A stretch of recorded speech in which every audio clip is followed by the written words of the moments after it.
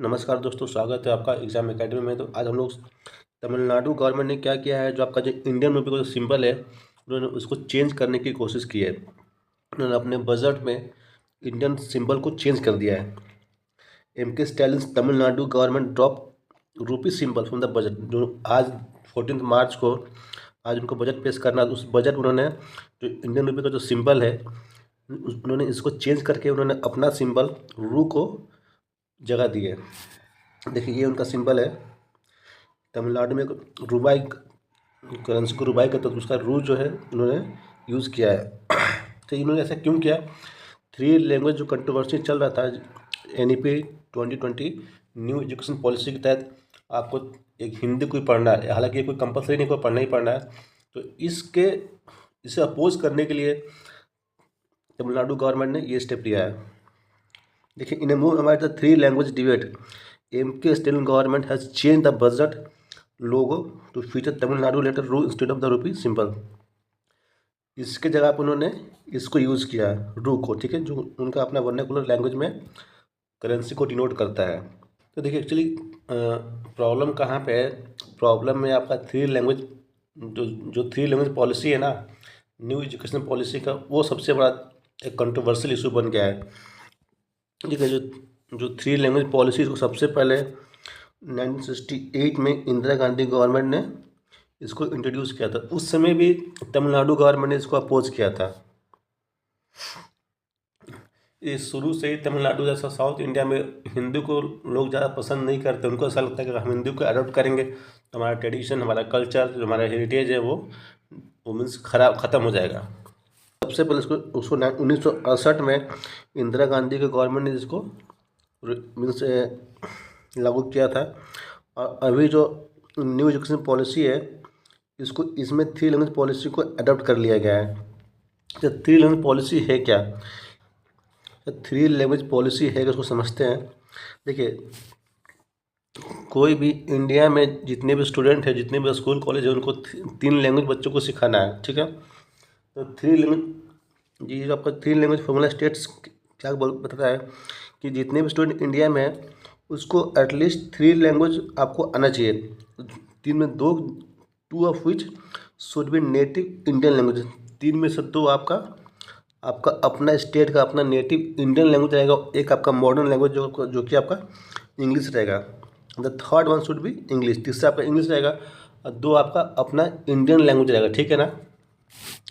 तो 2 जो Indian language, पहला कौन है आपका? एक तो आपका मदर टंग हो गया, दूसरा आपका हिंदी रख लीजिए, और तीसरा जो इंग्लिश आपको रखना ही रखना है।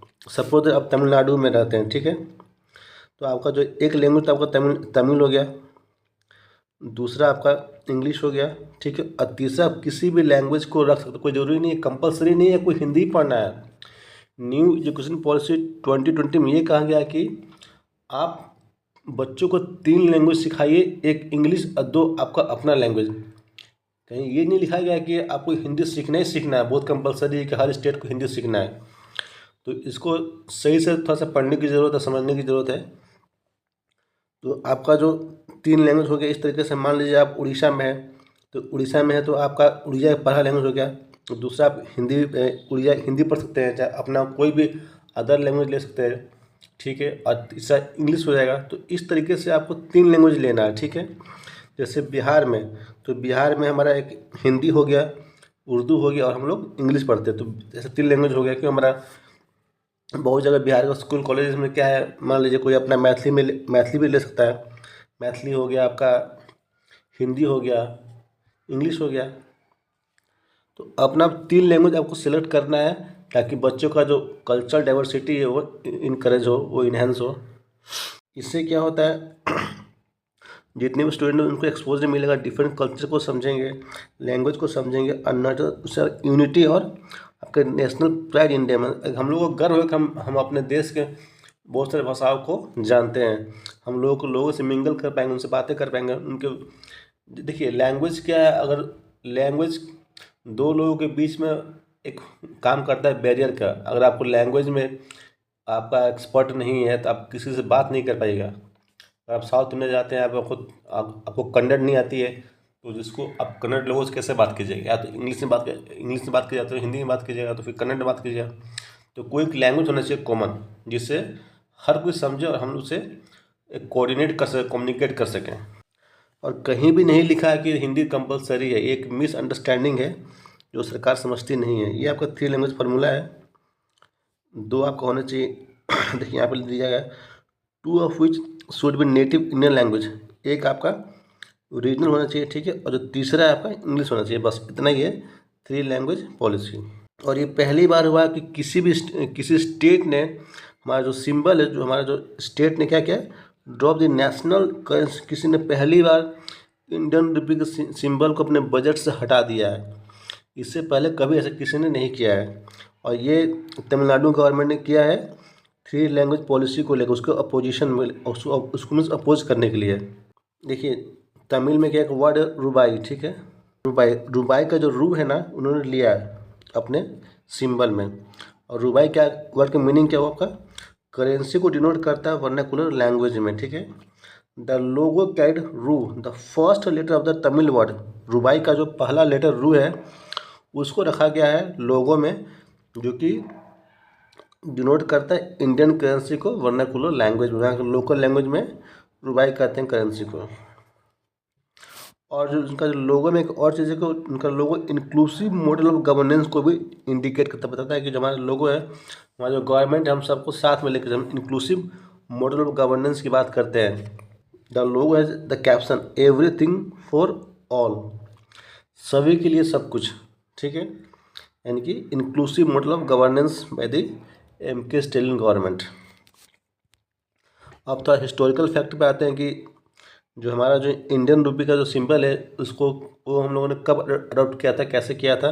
देखिए जो हमारा जो सिंबल है ना, इंडियन रुपये सिंबल, ये इसको हमने ऑफिशियली अडॉप्ट किया था 15 जुलाई 2010 को किया था। उसके लिए कंपटीशन रखा गया था, ठीक है, by the Indian government. 5 March 2009 competition रखा गया था, और उस कंपटीशन में से इसको, ये जो सिंबल को सिलेक्ट किया गया था।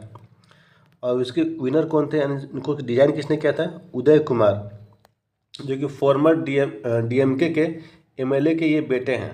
ऐसा नहीं कि जो सिंबल दिया गया है ये तमिलनाडु के ही के द्वारा दिया गया है, ठीक है। इनका नाम था उदय कुमार। इसमें क्या है, जो आपका र है ना, जो हिंदी जो हम कहते पढ़ते हैं देवनागरी लिपि, उसका र का यूज़ किया गया। और जो हमारे इंग्लिश का लेटर है ना, रोमन में capital R without its vertical bar, इसमें हम लोगों ने वर्टिकल बार का यूज़ नहीं किया है, ठीक है। सर जो हमारा सिंबल ये क्या इंडिकेट करता है, ये जो हमारा सिंबल है, एक सेकंड रुकिए,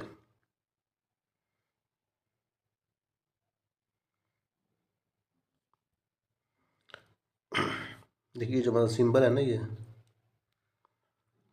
जो आपका पैरेलल लाइन से ये वाला, ये क्या इंडिकेट करता है, the parallel lines at the top set represent Indian try colour flag. ये भारत के ट्राई कलर फ्लैग को इंडिकेट करता है। ये कौन सा, ये पैरेलल लाइंस, आप लोगों को पता होगा, नहीं पता होगा तो अभी जान लीजिए। ये पैरेलल लाइंस को इंडिकेट करता है, और it depict an equality sign, equality की बात करता है, टू रिड्यूस इकोनॉमिक डिस्पैरिटी, जो आर्थिक असमानता है, जो इकोनॉमिक डिस्पैरिटी, जो इनइक्वलिटी है, कोई बहुत अमीर है कोई बहुत गरीब है, उस सब चीज़ को उसको ये डिनोट करता है। तो ये 2 बातें आपको इससे समझना चाहिए, इस सिंबल से आपको पता होना चाहिए जो हमारा जो इंडियन रुपये का सिंबल है ये क्या डिनोट करता है। पहले जो इंडियन ट्राइकलर फ्लैग, इंडियन का जो ट्राइकलर फ्लैग है उसको डिनोट करता है। दूसरा इकोनॉमिक डिस्पैरिटी को और इक्वलिटी को ये इंडिकेट करता है, डिनोट करता है। तो दोस्तों ये था आज का वीडियो, आपसे मिलेंगे कल नए अपडेट्स के साथ। तब तक के लिए थैंक यू, और don't forget to like share subscribe my channel.